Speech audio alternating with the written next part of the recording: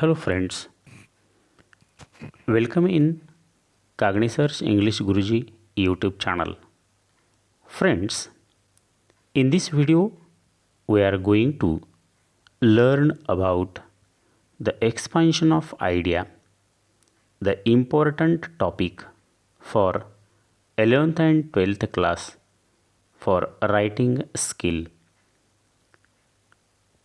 Dear students, first of all we will try to find out what is expansion of ideas. Friends, expansion of ideas is to elaborate an idea in a paragraph form with a proverb, a maxim, a quotation, a saying, or with the help of slogan and its descriptions.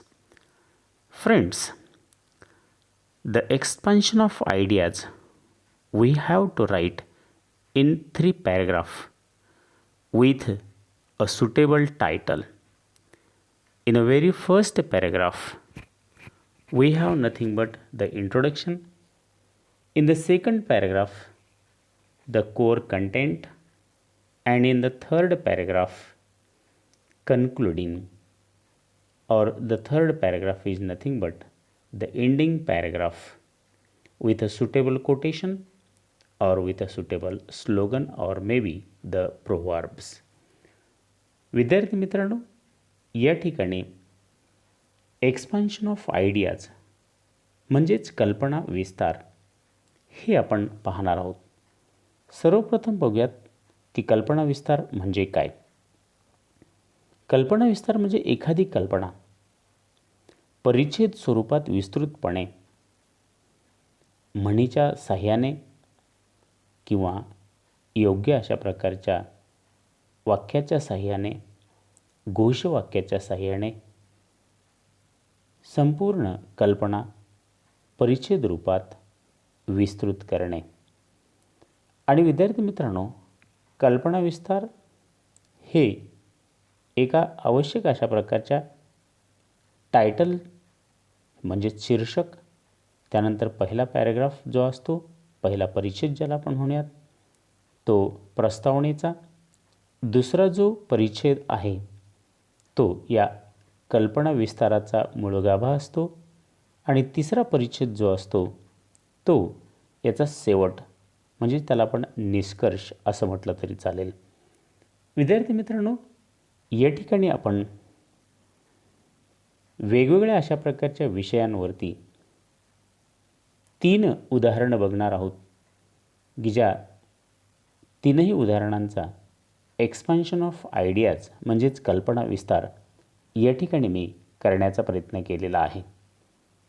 त्यापैकी 2 हे brainstorming क्वेश्चन्समधलेच उदाहरण आहेत, तर एक उदाहरण हे एक वेगळं अशा प्रकारचे या ठिकाणी दिलेलं आहे. पहिल्यांदा आपण या ठिकाणी टेक्स्टबुकच्या बाहेरचे एक आयडियल उदाहरण दिलेलं आहे. ते उदाहरण बघूयात की कल्पना विस्तार हा कशा पद्धतीने करावयाचा असतो.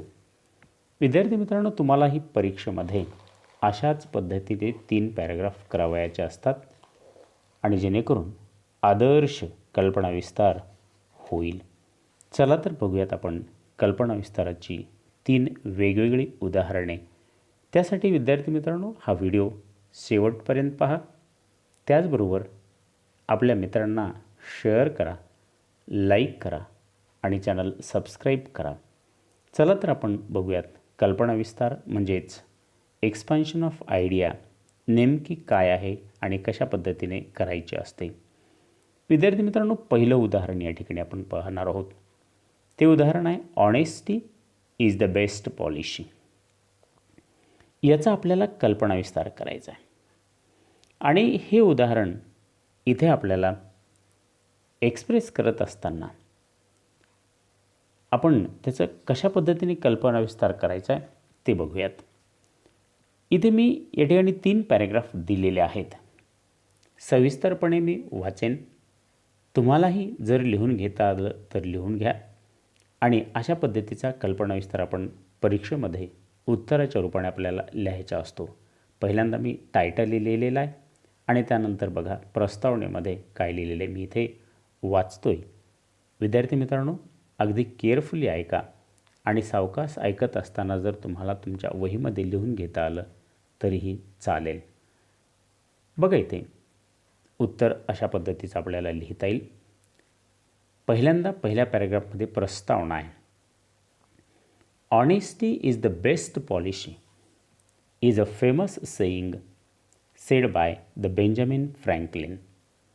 Honesty is considered as the best tool of success in the life, and a famous person said it as a backbone of successful relationship which has capability to form a well-developed society. Without being honest in the life, it becomes very tough to make real and trustworthy friendship of love bond with anyone. People who are generally used of telling truth can be able to build better a relationship and thus better world. Some people who do not have dare of telling truth to their dear ones generally tell lie and face a bad situation of being dishonest. In the second paragraph means the core content. On the other hand, saying truth helps in strengthening our character and make us strong. So, being honest, especially with family, friends, and other loved ones, help us a lot in many ways all through the life. Honesty is the most effective tool of protecting the relationship. Let us see in the concluding para, ending para. Telling lies just to save the situation can make the condition more worse. Saying truth always help us to strengthen the character as well as bring confidence within us. There are many bad and good situations in life, and I think almost of all us have been felt that telling truth in our dear ones gives us relief and happiness. So according to this saying, being honest is really being a good human being in life. Friends, in the last, I would like to say, be honest and transparent anyway. विद्यार्थी मित्रांनो, अशा पद्धतीने आपल्याला उत्तर जे काही आहे ते आदर्श अशा प्रकारचं उत्तर राईट करायचं असतं. आपण या ठिकाणी दुसरं एक उदाहरण पाहणार आहोत. बघा हे दुसरं उदाहरण काय आहे. दुसरं उदाहरण अशा प्रकारचं आहे. A bad workman blame his tool. बघा इथे आपण सहजतेने मराठीमध्ये म्हणत असतो, नाचता येईना अंगण वाकडे. बघा इथे ही जी काही म्हण आहे याला आपल्याला कशा पद्धतीने या गोष्टीचा कल्पना विस्तार करायचा आहे. इथे चित्र रूपामध्ये एक चित्र मी दिलेलं आहे की आपल्याला जर एखादं काम करता येत नसेल तर आपण आजूबाजूच्या परिस्थितीला एक जबाबदार धरत असतो. आपण बघूयात, a bad workman blames his tool ही जी म्हण आहे याचा कल्पना विस्तार आपल्याला कशा पद्धतीने करता येईल. बघा इथे मी एक उदाहरण दिलेलं आहे. A bad workman blame his tool. If someone perform a job or task poorly or unsuccessfully, they will usually lay the blame on anything except himself. He will blame the quality of his equipment and other external factors rather than take the responsibility for his own failure. बघायचे विद्यार्थी मित्रांनो, आपल्याला जर एखादं काम झालं नसेल तर आपण आजूबाजूच्या परिस्थितीला किंवा आपल्याजवळ असलेल्या साहित्याला दोष देतो. स्वतःच्या केल्या जाणाऱ्या कष्टाला दोष देत नाहीत, कारण ते आपल्याच्यानं होत नसतं. आपण कुठंतरी कमी पडलेला असतो, पण इतर गोष्टीला आपण दोष देत असतो. Student should not behave like a bad workman. When they get low grading, it is pointless to blame their teachers and textbooks or pen or notebooks. In fact, a low grade should inspire them to study harder. विद्यार्थीसुद्धा या ठिकाणी अशा पद्धतीने काही विद्यार्थी वागत नाहीत, पण काही जण असं म्हणत असतात, ज्या विद्यार्थ्यांना कमी गुण मिळालेले आहेत ते एकतर शिक्षकाच्या शिकवणीला दोष देतात, माझ्याकडे पुस्तक नव्हतं किंवा माझ्याकडे पेन नव्हती, माझ्याकडे वही नव्हती, अशा गोष्टीला ते दोष देत असतात. परंतु कष्ट करणं ही सगळ्यात महत्त्वाची गोष्ट असते. तिसऱ्या पॅरेग्राफमध्ये आपण बघूयात, a good workman would take full responsibility for any fault and not try to blame his equipment. चांगल्या प्रकारचं काम करणारा व्यक्ती स्वतः जबाबदारी घेतो, स्वतःचे दोष झाकून ठेवतो आणि स्वतःचे दोष जर असतीलच तर ते कमी करून कुठल्याही प्रकारच्या आजूबाजूच्या परिस्थितीला दोष देत नाही, स्वतः कष्ट करतो. He is wise enough to earn from his mistake and improve the quality of his work. स्वतःची चूक तो सुधारत असतो आणि काम चांगल्या पद्धतीने करत असतो. Therefore someone blaming poor work on his or her tools must not very skill. As we know, a bad dancer blames the floor. In other words, a person who is unskilled cannot do skilled work even with the very best tools. आणि म्हणून आपल्याला जर कामाचा कंटाळा असेल किंवा आपण यशस्वी झालो असलो तर परिस्थितीला दोष देऊ नका किंवा इतर साहित्य नव्हतं त्याच्यामुळे झालं असं म्हणू नका. कुठंतरी आपण कमी पडत असतो त्या गोष्टीमध्ये.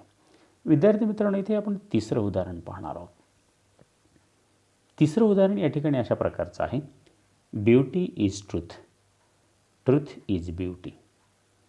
नामांकित किंवा प्रसिद्ध अशा प्रकारचे कवी जॉन किट्स यांनी आपल्या ओड ऑन ग्रेशियन अर्न या कवितेमध्ये हे वाक्य वापरलेलं आहे. खरं म्हणजे सुंदरता हेच सत्य आणि सत्य हेच सुंदर आहे. सत्यम शिवम सुंदरम आपण ज्याला म्हणत असतो. याचा कल्पनाविस्तार आपल्याला कशा पद्धतीने करता येईल बघूयात. या ठिकाणी मी 3 पॅरेग्राफमध्ये याचा कल्पनाविस्तार केलेला आहे. Beauty is truth, truth is beauty. This philosophical statement means that the real beauty of a thing lies on its permanence and that there is only one ultimate beauty in this world is truth which never perishes. हे एक तत्त्वज्ञान अशा प्रकारचं वाक्य आहे, कारण याच्यामधनं जगामध्ये फक्त एकमेव अद्वितीय अशी गोष्ट आहे आणि ते म्हणजे वास्तव, ते म्हणजे खरेपणा. तोच कधी संपणार नाही. बाकी सगळ्या गोष्टी संपत असतात आणि तेच खरं सौंदर्य आहे. So the remaining though they seem to be beautiful is not really beautiful as they are perishable.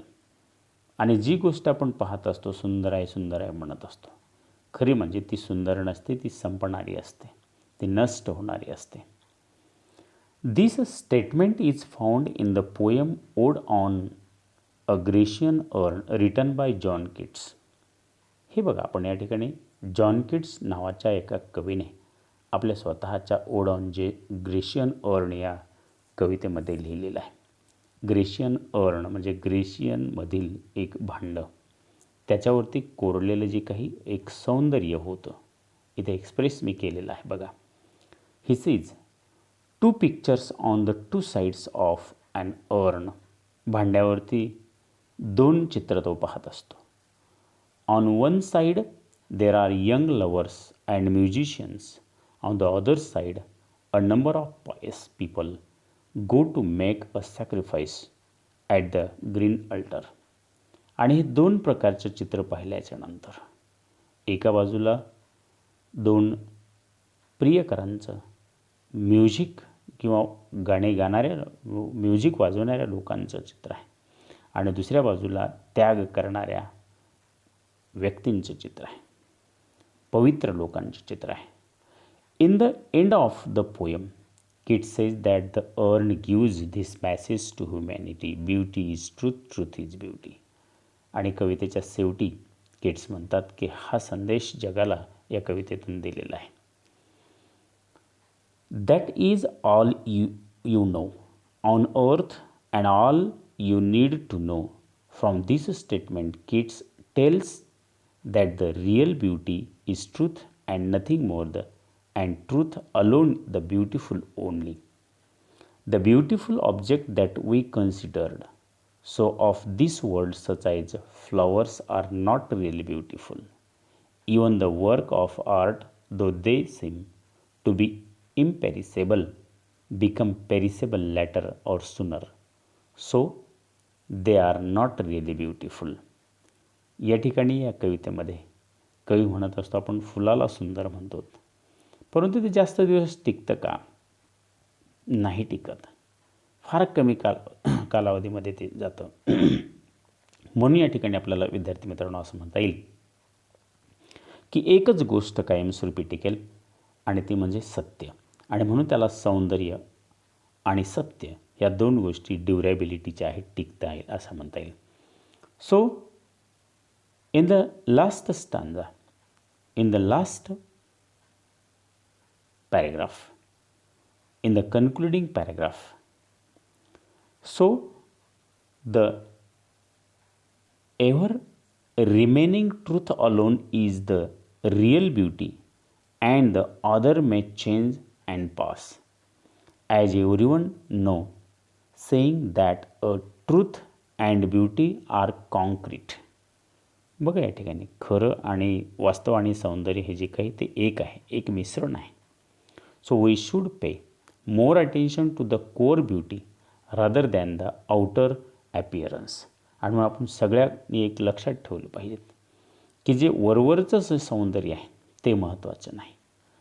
ते वरवरच्या सौंदर्यापेक्षा आपल्या कोर ब्युटी म्हणजे अंतर्मनातील जे काही सौंदर्य आहे ते या ठिकाणी फार महत्त्वाचं असतं. हे या ठिकाणी आपल्याला beauty is truth, truth is beauty या कल्पना विस्तारामध्ये बघता येईल. विद्यार्थी मित्रांनो, इथे आपण थांबूयात. आताही मला असं म्हणावंसं वाटतं की मी यापेक्षाही आणखी काही उदाहरणं आपल्यासमोर मांडण्याचा प्रयत्न करेल. डेफिनेटली तुम्हाला कल्पना विस्तार काय आहे हे लक्षात आलेलं असेल. याहीपेक्षा आणखी काही उदाहरणं पाहण्यासाठी चॅनल सबस्क्राईब करा, लाईक करा आणि शेअर करा व कॉमेंट बॉक्समध्ये कॉमेंट करायला विसरू नका, जेणेकरून मला आणखी काही सुधारणा माझ्या शिकवण्यामध्ये करता येतील का. डेफिनेटली मी त्या सुधारणा करण्याचा प्रयत्न करेल. धन्यवाद.